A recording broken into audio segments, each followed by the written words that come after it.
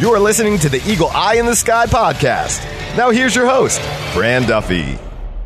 That's Red of the Week, and the Eagles are coming home as the Eagle Eye in the Sky podcast, fueled by Gatorade, continues. I'm Fran Duffy, and I think we've got a great show for you here on episode number 214. At the top of this week's show, we've got Chalk Talk, where I catch up with my friend Greg Cosell to talk about everything we saw from the Eagles' much-needed victory on the road against the Buffalo Bills, the previously 5-1 Buffalo Bills, as the Eagles come away with a win. Great run game, opportunistic defense, a lot to unpack here from the win. So Greg and I will jump into that as well. Let's talk about the Eagles making a trade on Monday afternoon. We'll break down that transaction as well before we break down exactly what we expect to see from the Chicago Bears as they visit Lincoln Financial Field on Sunday afternoon. After that, we'll transition into my scouting report where I'll break down rookie running back David Montgomery and my thoughts on him coming out of Iowa State this past spring. A lot to dive into there with the rookie running back, their leading rusher there in the Windy City. But before we get into that, let's not waste any more time. Let's jump into the action here with Chalk Talk.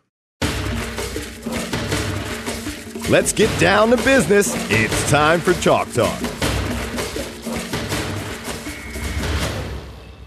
All right, well, back again here for Chalk Talk on the Eagle Eye in the Sky podcast, fueled by Gatorade, none other than NFL Film senior producer Greg Cosell. You can catch him every week on the NFL Matchup Show. Greg, welcome back to the NovaCare Complex. Eagles back in the win column this week. A much-needed win, like I said earlier, for this team. Going on the road, coming back against a 5-1 Bills team. Without question. It was a big win, good way to kind of get into the month of November. Without question. And a very interesting game because of the weather conditions, obviously. Yes. So the game had to play out a little differently. It was funny watching the tape, and I know you saw the same thing, because you could kind of see it more on the tape, believe it or not, from the end zone. The play that I really remember was when he threw the pass to Goddard. Oh man, I think it was like a two-seam fastball. I know. It was. I mean, and you're talking about a pretty strong arm quarterback, right. But the one and the deep ball that Josh Allen threw. Oh yes. I mean, that thing just died on the back end. Yeah, the win lucky was for the Eagles. Yeah, exactly. Foster right. was open. Yeah, I mean, the win was absolutely a factor in this game. And you knew that from the jump. You knew that going in, and both teams kind of prepared for that. The Eagles bought their run game. It was a huge part of this win. They obviously run for what was a record under Doug Peterson here in Philadelphia, just under 220 yards. It was an awesome performance on the ground. And to me, I went into it thinking like, okay, let's highlight some of the blocks that are that were big. I couldn't pick just one guy because I felt like every guy across the line, both tight ends included, including Big V as a sixth offensive lineman, all had highlight plays in this game that you would say, man, like they got some really good movement against that Buffalo front. Yeah, they did. I mean, there's a couple of plays in particular we certainly can talk about. Yes.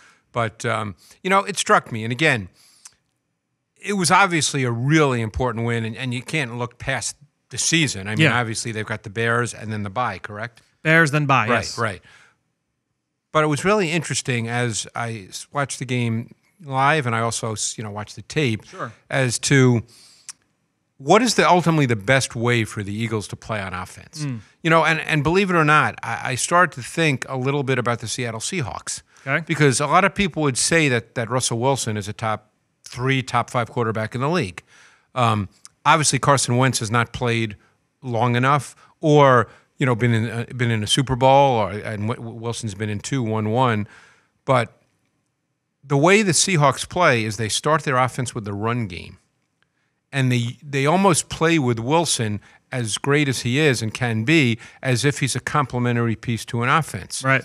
And I just started to think, and let me ask you this. As you look at the Eagles' offensive personnel, what would you say the strength of this offense is? Well, I think when you look at how the offense currently is with who's healthy and who's not. Healthy? No, I'm speaking today. Exactly. I don't know. That's the thing is without Deshaun Jackson, you lose that verticality, that ability to stretch the field that I think we had coming into the season. So we saw week 1. Yeah, and who knows when it sounds like he's going to be in the mix for practice this week. We'll see if he's going to be in the mix to play on Sunday. And potentially if not, then after the bye. But I think when Deshaun Jackson's not on the field, this is going to be a team that they've played. I think they played on Sunday. The weather obviously impacted, in terms of leaning on the run game. This is a team that's going to have to run the football, and you have to win in the intermediate pass game and find matchups that favor you, with the guys in the intermediate part of the field. And that's the way that they have to play. And see, I agree with that. And that's how they have played. And I know the weather made it such that there are only 24 balls thrown by Carson Wentz. Yep. And maybe to some people, if it wasn't a weather game, might say, well, that's not enough. But maybe that's the best way they have to play. One could argue that Howard and Sanders as a foundation. I know Sanders got hurt and only played 13 snaps, and I don't know what his felt status like more. is. Yeah, I don't know what his status is. Yeah, we'll see. Yep. I guess we'll see as the week goes on. Hopefully he's ready. He sounded confident after the game that it wasn't going to be a thing, and Right. I know that Doug Peterson said today that that they're going to continue to work with it, and we'll see where he's at. But Right. But it doesn't sound serious. No, it does not sound right. serious. Yes. No, but it just made me think. So I'm curious to see. And again, this we're talking about this as if Deshaun Jackson is not playing, and we don't know when he'll be back. And obviously, Right. if he comes back, that may change some things. Yep. No, I think when you look at this offense, though, it's kind of. I was talking to somebody today, and they say, "Oh, like it was just a change in philosophy." And I was like, I don't think it's a lot different. I think that the weather did, it took your meter and say, okay, we're going to be here for pass game and here for run game, and that swung it the other way a little bit. But the way that they played in the pass game, like you saw, maybe we saw a little bit more misdirection, we saw more Right. screens, and I think that is The weather with the impacted weather. that, Then no that's you're going to force you Right. to say, okay, what's not going to be impacted by 30-mile-per-hour wind gusts? Right, Okay, right, we're right. going to do the screen, we're going to do things like Sure. that. But ultimately, they're going to try and find matchups for Zach Ertz, Dallas Goedert, Miles Sanders, try and get those guys open over the middle of the field and try and see if they can make some big plays that way. And I think that that's the way that they've played since week 2. To some degree, but I think that, I guess my point is I wonder if the run game needs to be a bigger foundation. Again, without Deshaun. Sure. Right. Without Deshaun. And we'll see. We'll see going forward. I mean, Yeah. they're obviously, this week, if Deshaun's not there, they're playing a Bears team that does have a very good front and does stop the run. And I think the Eagles will try to run the ball regardless. But, Yes. but I think that, this week, although you could make the same argument about the Bills' Right. defense before this game. Sure. Yeah. It's look, I was very impressed with the Yeah. effort on the ground. Jordan Howard has continued to run the ball very hard. With his in scouting terms, they say forward lean. Right. Explain what that is, what that looks like, because I think Jordan Howard's a really good embodiment of that. I agree, because Jordan Howard, and I think most people would agree, he's not a special runner. You wouldn't put him in the Zeke Elliott category just as a pure skill Right. set. Yep. But Jordan Howard is a very interesting runner and always has been. He's the kind of back when you watch him, you don't come away and say, wow, that he's just special. But the more you watch him, you see a couple of things. Number one, he has a very good feel for finding space in confined areas. Yep. And a very good feel for getting through small creases. And when he gets through those creases, he has the ability to keep going forward. Yep. And he has very good contact balance. So when you talk about forward lean, when he is contacted and he's getting ready to be tackled, he's always moving forward for an extra yard or two. He's the classic embodiment of a term I like to use, a sustaining grinder. That's exactly what Jordan Howard is. You look up, and it looks like he's gaining 3 yards, and all of a sudden it's 2nd and 4. Yep. He's that kind of runner. No question. I think when they can get him up to the second level, you talk about his ability to find those creases. I think a lot of that has to do with just his confidence, not just his confidence in his blockers, but just saying, you know what, this is the hole I'm supposed to go through. I'm going to go through it. If I don't, that's not on me. I'm getting downhill, and that allows him when he gets to the second level. Now he's still at top gear. And it's tough for a linebacker to kind of catch him and stop his force because he's so big. He's an NFL runner, and you know what that means. Right. He's a back that continues to go downhill. You don't see him bounce. Yep. I mean, obviously, if the run is called to go outside, you start go outside. Yeah, sure. But he does not bounce. He looks to go downhill, and when he decides to go downhill, he's very decisive. Yep. And he doesn't hesitate or pause. Yeah, so he had the most of the fourth quarter because the Eagles were going into the wind. The wind had picked up. Sure. So most of it seemed like 4-minute drill. That early Right. fourth quarter. That's well, they what had it the seemed 14-play, 83-yard drive, which Yep. ate up more than 8 minutes, in which he had 8 carries. Yeah, and one of those was a 20-yarder. The 20-yarder was an impressive run, blocking across the board. But it's that a was run pretty good by Kelsey on that play. on Ed Oliver, driving him off the ball. Oh my God! I think we've got a sense of why is Ed Oliver not playing? playing more. I think in this game they kind of saw some of that. But and I've seen every Bills game. We talked about this last week, and he's struggled in that area. In the run, it's been that's been his issue. But I think when you look at you talk about his physicality as a runner, his forward lean, that showed up on that 20-yard. Well, I think again, you hope that everybody plays this way all the time, and it's just human nature. Not everybody theoretically does. But he came out in this game, Howard, and it just looked like he was a man possessed. I mean, even on the block on the long touchdown by Sanders, it just looked like Howard was coming out in this game with the attitude of, I'm not going to be denied no matter what it is that I'm doing in this game.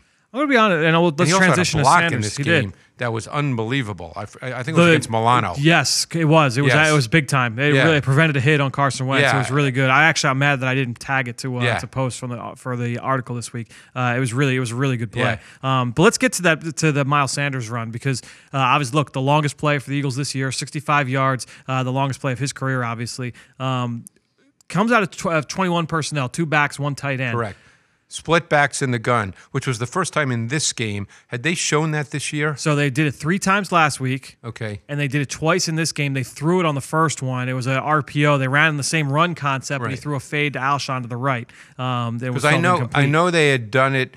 Those guys have been on the field together, but I couldn't remember if they actually had a play where the play started with them both flanking Carson. Yeah, they had one early in the game, and they had at least one because the touchdown to Goddard last week started with those guys flanked. Jordan Howard was on the left, Sanders was to the right, and he ran down the right down the seam. On the Goddard touchdown. But even a few weeks ago against Minnesota, the seam touchdown to Sanders, they were not. They were both on the field, but Howard went in motion. Right, exactly. Right, so that's So the one thing I want to ask you.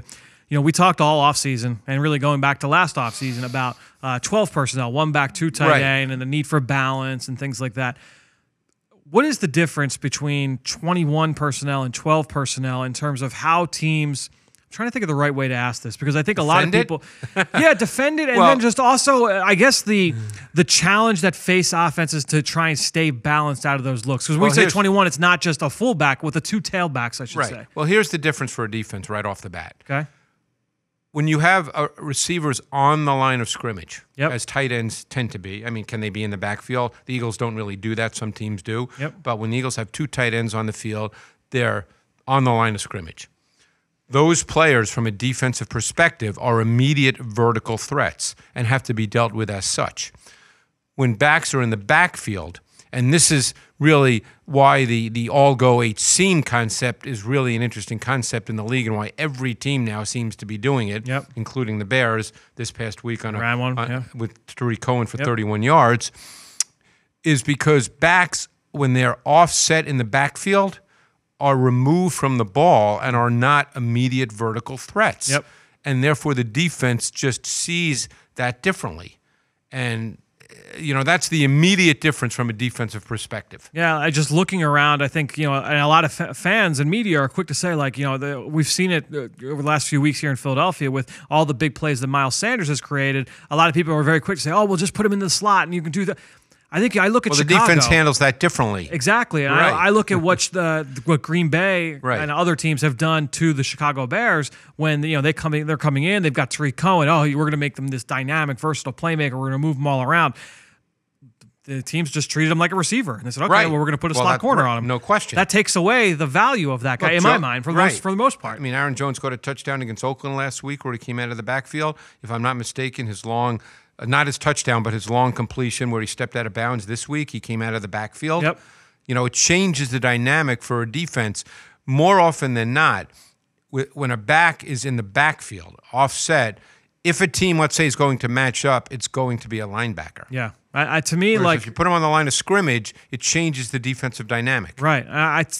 Just looking at it, it's like, look, I know teams always, offensive coaches, they want to be balanced. They never want to be predictable. They never want to say, okay, if we line up in this personnel grouping, 95% of the time we're going to throw it. You don't want that to be the case. You don't want that at all. I look at the Bears. I charted that this morning. When they're in at least 2 backs, they throw it 80% of the time. And so to me, I look at it, I'm like, okay. You mean you counted Cohen as a back? Yep, exactly. So when those 2 guys, or if Mike Davis is on the field with them, or they're a 6-0 line.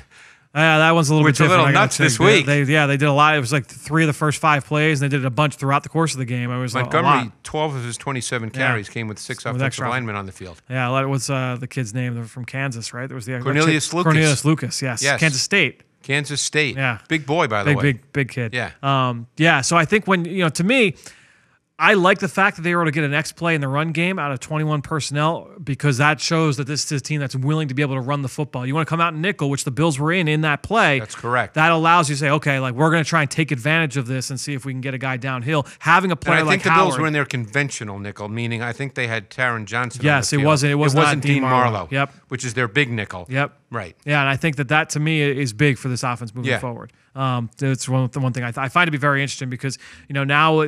Because you talked about it, over the last 5, 6, 7, 8, and even 10 years, we've seen this advent of running backs vertically in the pass game. Right. And a lot of people say, okay, well, let's go more 2 back with 2 running backs. Well, you're trying to create matchups, and you're trying to create situations where the defense plays it differently. Yeah. And look, there's many ways to play. We've seen matchups when backs are detached and split. Obviously, we've seen that too. Teams will put a linebacker on them at times. Yep. But defenses can treat that differently when a back is on the line of scrimmage as a split receiver as opposed to being offset in the backfield. Yeah, it's certainly one of the things I'm very fascinated to continue watching with this Eagles offense moving forward because it's a dynamic that we weren't necessarily expecting coming in. And maybe it's a necessary dynamic, particularly without Deshaun. Right. And just a quick aside, one thing I learned very early from a great defensive coach who's since passed away, Rod Rust, who goes back to he coached Mean Joe Green at North Texas, but he was a D coordinator in the league for years and years. And Rod Woodson spoke about him at his Hall of Fame induction because he was with Pittsburgh for a year or 2. Right. And he told me the best way to find out how a defense will play is to send someone down the vertical seam because someone's got to go with him. Or if no one goes with him, then that's good for the offense. But the defense has to react to that in one form or another. Sure. And he was a defensive coach, so he knew the weaknesses of defense. In fact, Rod Rust was the guy who's pretty much regarded as the one who sort of founded quarters coverage, Cover 4. Yep. So he kind of, he spent about 5 years with me at NFL Films coming in every Monday to watch tape, and I learned so much about defense. Yeah, no, it's to me, it's certainly one of the things that is very popular in the league right now. Oh, everybody's doing down it. the seam with tight ends and running backs. Yeah. All right, let's get over to the defensive side because I think there's some good takeaways from that group as well. I didn't know what defense I was watching. It was cover 1 on literally every snap. Yeah, what do you make of that? Well, there's 2 takeaways for me. Okay. One is they did that because they had their 2 corners playing together for the first time this season. Yep. Darby was back. Or 2, it could have been the opponent. Yep. It's one or the other. Sure. We won't find that out till they play another week. game. Yeah, right. But, I mean, I wasn't charting it. Maybe you did. But just it seemed like it was cover 1 on almost every snap. Yeah. I mean, obviously it wasn't every snap, but that's what it just seemed like watching the tape. Right. No, it was a lot of man coverage. Yep. I thought that for the most part the corners held up very well in this game, albeit windy conditions and everything. Maybe going that in. was it too. Right. Which gets to the specific nature of this game. Sure, and I especially too, I think that trying to keep eyes on Josh Allen, he saw some opportunities where especially second, third quarter, right. He saw a little bit more spying underneath. Yeah, so trying to delegate to that. I think it added to that. And the other factor too is it could have been because of Josh Allen. Because if you play man, ideally, what you're asking a quarterback to do, ideally, is to make very precise throws. Yep. And while Josh Allen is an improving player, that would certainly not be viewed as his strength at this point. Yeah, no, we expected. We talked about their run game last week, and in this game, we expected that they'd come in, try and run the football. The Eagles rotating in new defensive tackles. Bruce Hector called off the practice squad in the weekend. He got the start. Anthony Rush played a lot, number 66. We saw Albert Huggins. They called off the Houston practice squad. So Clemson, as I recall. From Clemson, he was the backup to 2 first-round picks there. He played in the 2 games. I believe he was the starter when Lawrence in the playoffs. Yep, could not play. Yeah. So I think when you look at what the Eagles had going into the game, Buffalo said, "All right, we're going to come out and try and run the football." Tough sledding. The defense front was very stout. I thought Fletcher had maybe his best game of the year, and Brandon Graham was outstanding as well. Fletcher showed up for sure. Yep. And I thought Graham really flashed in this game. Yeah, there was you saw power, you saw strength, high intensity plays. Guys making plays in pursuit, run game across the board. The defense was really, really strong. And look, they were able to get after Allen as well. 4 sacks on the day, which is what you want to see in that kind of, especially considering there wasn't a ton of dropbacks either. No, there were not. But it was a good defensive performance, and it was just fascinating. To turn the tape on and see how much man-to-man they played. Yeah, no, it was very interesting. Yeah. Let me ask you this. The Eagles make a trade on Monday afternoon. Right. They trade what the reports say is a future 2021 4th-round pick for Genard Avery. Right. A pass rusher out of Memphis. Originally. It was a 5th-round pick in 2018. Had 4.5 sacks as a rookie last year. Yeah. New coaching staff. Greg Williams is out. Steve Wilkes is in. So new staff. I think he was only active. Vernon. Yep, they brought in Olivier Vernon. That's a good point too. And so new staff, new situation. Only active, I think, for 2 games this year, including this past. Yeah, which really surprised me. I thought that last year in 2018, I thought he jumped off the film. Yeah. I mean, he's a guy that's dynamic. Obviously he's a little smaller. I mean, he's not your prototype in size. 6 foot 250 as an edge player. Yep. But he did that extremely well for Cleveland last year. Yep.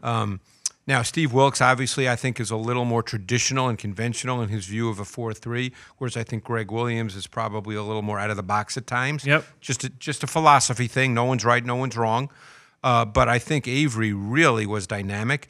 It's also, when teams do things like that, it probably is a function, too, that the Eagles had Avery evaluated pretty well. Because you're not going to trade for a guy who's only been in the league 2 years that you didn't like coming out. Right, who's especially one who's only played a handful of snaps this year. Exactly. Right. So obviously they liked him coming out. I'm sure they spent a lot of time looking at his production from 2018, which I thought was very good. Yep. And he just adds some explosiveness to me to a defense that needs it. Yeah, he adds some speed up front. Yeah. I think. Look, I watched him in Memphis just like you did, and they played. He played a couple different spots. Right. A lot off the ball as a stacked linebacker, as well as off the edge. They kind of mixed up responsibilities, and I thought at his size, man, like I don't know, like is he going to be an off-ball linebacker or is he going to be an edge player? Right. And he comes into the league, and he was really explosive off the edge last year. I watched all of his snaps this afternoon from last year. Very explosive, dynamic, disruptive. Look, he's a high side rusher. He's going to win with speed. He's going to win with the chop move and try and dip the corner. But he's really good at dipping the corner and accelerating, man. I mean, he can get to the those smaller backfield. guys can do that. Yes. So he can turn the corner. He's got natural leverage, the ability to accelerate on his way to the quarterback, created some big plays for that defense. And then the motor. I mean, the high motor question. plays as well. And again, he's coming to a team where he's not going to be playing 70 snaps a game. No question. Yeah. So, it's a good pickup. I think they need some explosiveness on their defense.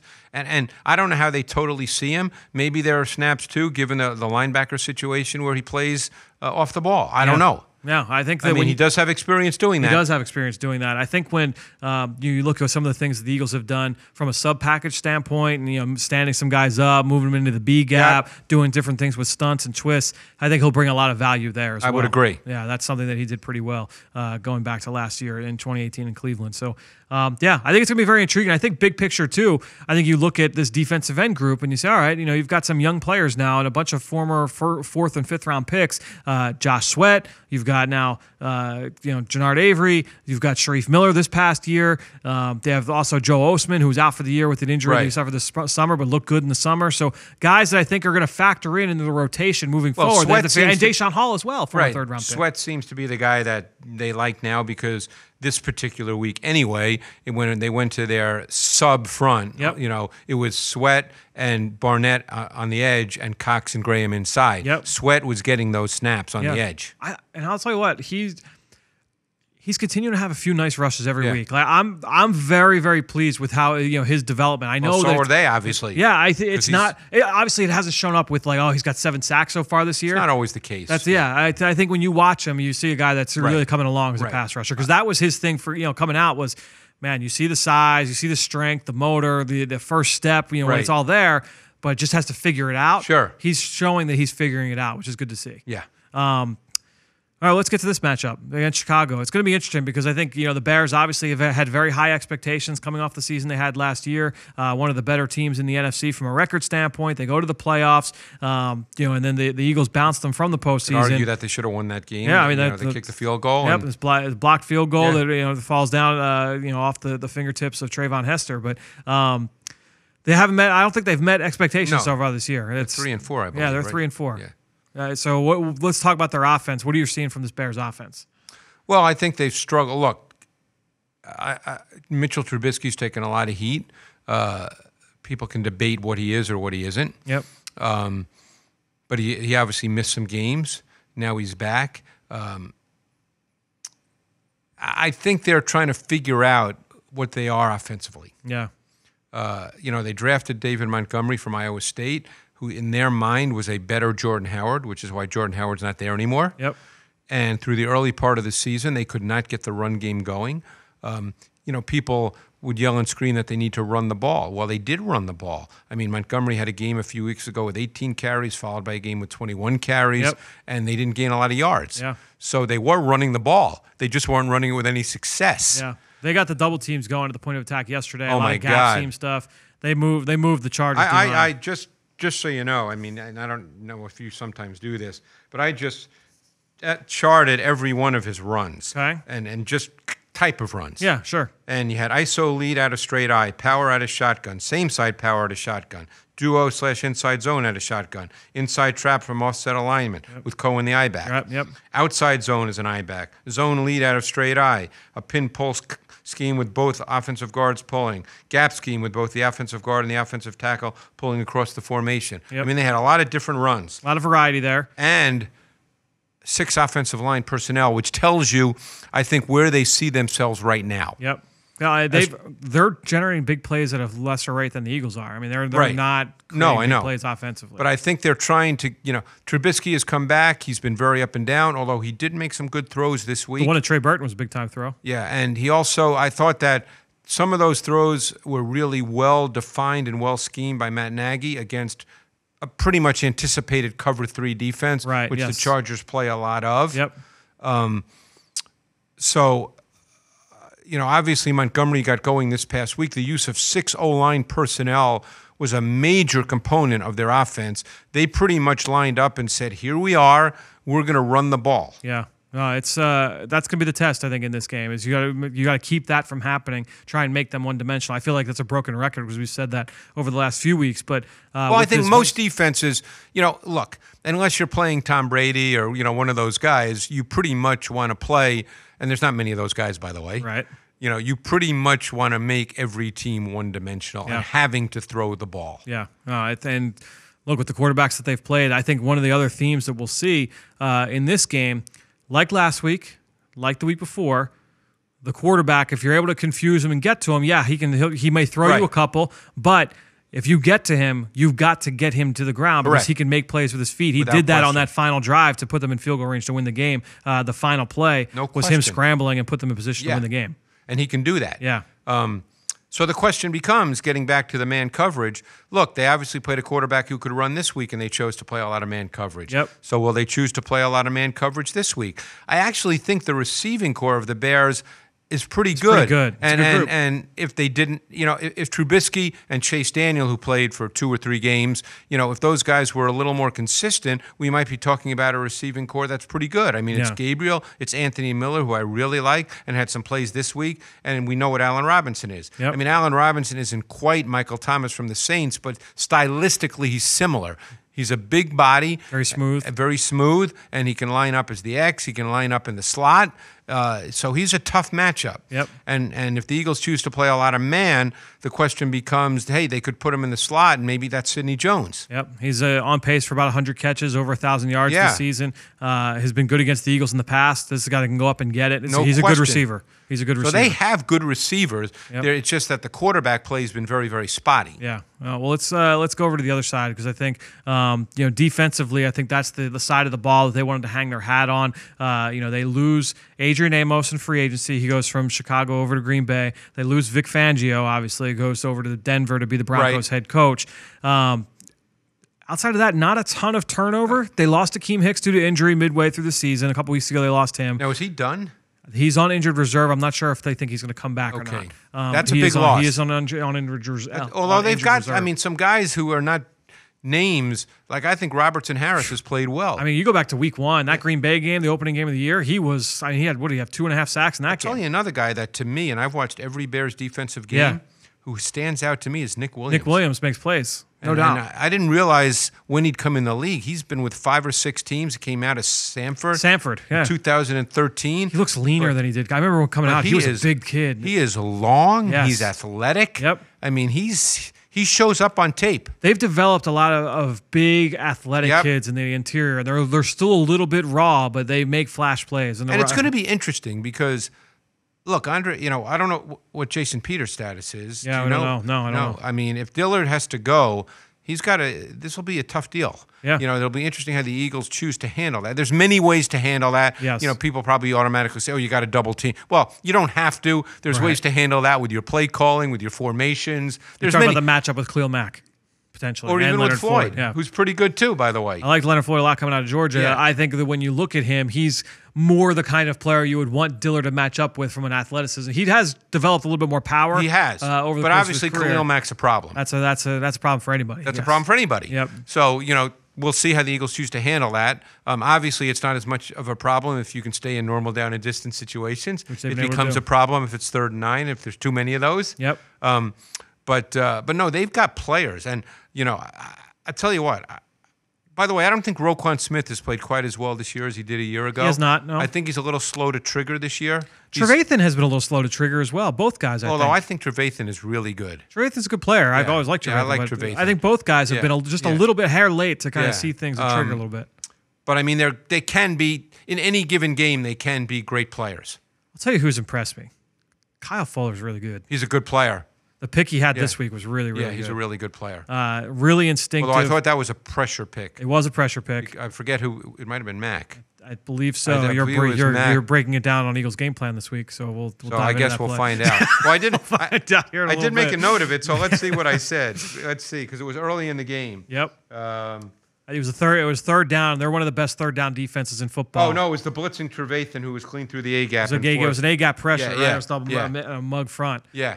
Yeah, it was a good looking blitz, and they had so basically what they did is they had Khalil. That's right, they had Khalil Mack on the offensive left side. So the defense or the offense, they slid the protection that way, right? And so they attacked the man side of the protection with a stunt, right? And he came in clean. It was nice. Yeah, really nicely done. It was really. And by the way, they played a ton of dime this week on 3rd down. Yeah, much more than they have throughout the season. Yeah, what do you think of that?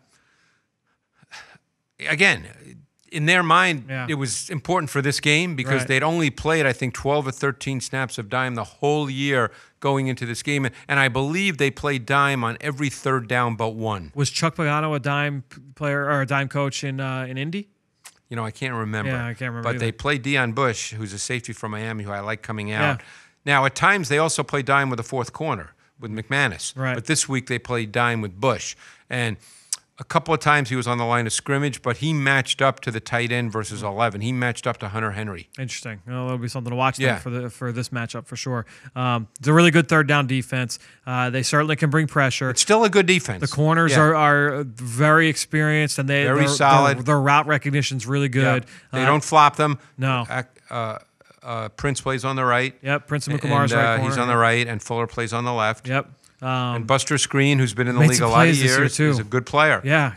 And you know what? For a little guy, he's physical and aggressive. Yeah. He'll stick his nose in there. He's a good slot corner. Yeah. And then you've got Eddie Jackson, who hasn't made as many big plays this year. With turnovers that was kind of expected.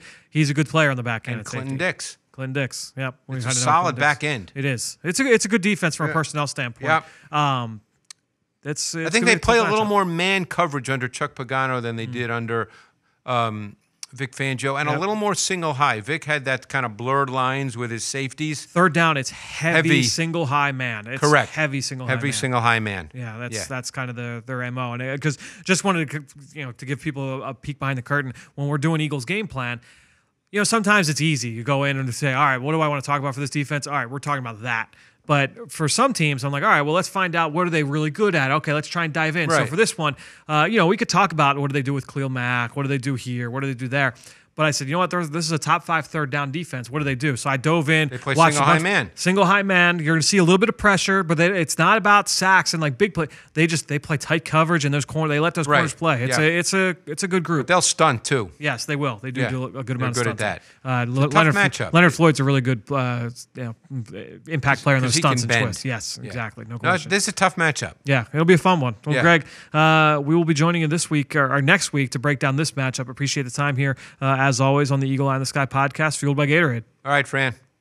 Great stuff from Greg, and you could follow him on Twitter just like I do, at Greg Cosell. And while you're at it, I'm at FDuffy3. That's where I post all the podcasts I'm a part of and all of our X's and O's content that we produce here at PhiladelphiaEagles.com. And you know how much I appreciate everybody that promotes this podcast on any and all forms of social media. That is one way to support the show, but the best way is to go on to Apple Podcasts or Stitcher. Wherever you listen to the show, just go on, log in, leave us a little bit of a rating, leave us a little bit of a comment, and give us a little bit of love, because that helps boost us up the rankings and allows this show to be a little bit more visible to other people who are searching for similar content. So wherever you listen, leave a rating, leave a comment. I wanted to give a shout out to a couple of people who did just that recently. We'll start with AA Berg 80, who left a 5-star review saying they get a football education every time they listen to the show. Really appreciate that. AA Berg. And then lastly, Meinl 1981 left a 5-star review calling it an excellent show. Appreciate both of you for listening each week and also for the reviews. Anybody out there for listening, we really appreciate everything that you do for this show and all the others here at PhiladelphiaEagles.com. All right, let's get on with the show. Let's get into my notes on Chicago Bears running back David Montgomery. I'll share what I thought from him coming from Iowa State this past spring. It's time for Scouting Report. Dim those lights. We're headed to the film room for the Scouting Report. All right, so David Montgomery, he was a second-team all-conference player this past year in 2018 for the Iowa State Cyclones. Was a 2-year starter there for Matt Campbell. Lined up mostly in the shotgun, but a lot of zone stuff, a lot of gap schemes. They did a lot of little mixing and matching there schematically for him in that run game. Was used in a few different ways. I had a wildcat package for him. They used him in the pass game a little bit. Above average height and weight for the position. He looked the part for an NFL running back. For the positives, he excelled at forcing missed tackles. That was the name of the game, especially with his contact balance. That was really the thing that he hung his hat on most. He ran behind his pads, good forward lean. He can bowl his way through contact to pick up extra yardage. Off contact, I thought he did a nice job using his stiff arm to stay alive with runs, and did a nice job. Had a really relentless nature to picking up every inch he could as a ball carrier. I think that has shown up so far. We're about halfway through his rookie season. I think that has shown up on his film with the Chicago Bears. But he's not just a power back. I thought he was a little bit slippery, more slippery than you would expect for a bigger guy as well. Had the ability to make a man miss in a phone booth. He only fumbled one time in 6 games that I had studied, so I thought he did a pretty good job taking care of the football. And while he wasn't a true mismatch player outside the numbers, I thought that he had the ability to be a reliable player in the screen game. So a reliable weapon on third down in the passing game that you liked as a receiver. Now, from a negative standpoint, I was a little bit worried about him in pass protection. I think ultimately, a guy that was relatively assignment sound, but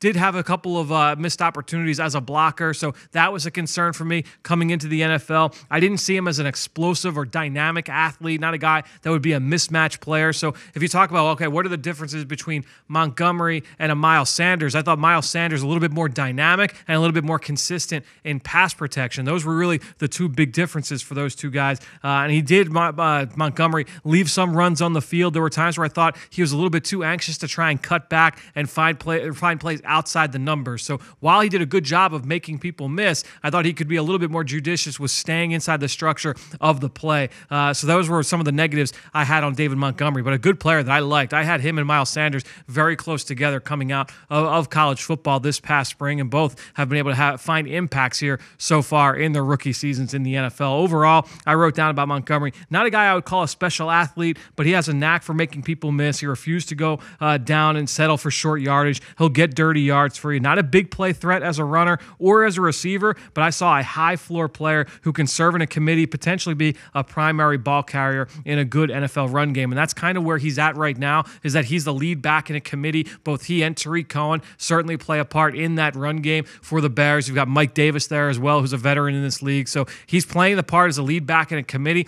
They obviously hope that he'll continue to make strides as a runner and be the featured part of that that run game, at least in that offense as it's structured now. But Montgomery's certainly a player to keep an eye on for the future. All right, that'll do it. Another show in the books here on the Eagle Eye in the Sky podcast, fueled by Gatorade. Again, appreciate anybody that can go and leave us a rating and leave us a comment or a question. We will answer it here on the show on Apple Podcasts or wherever you listen to the show. All that being said, we will talk to you next week here on the Eagle Eye in the Sky podcast, fueled by Gatorade.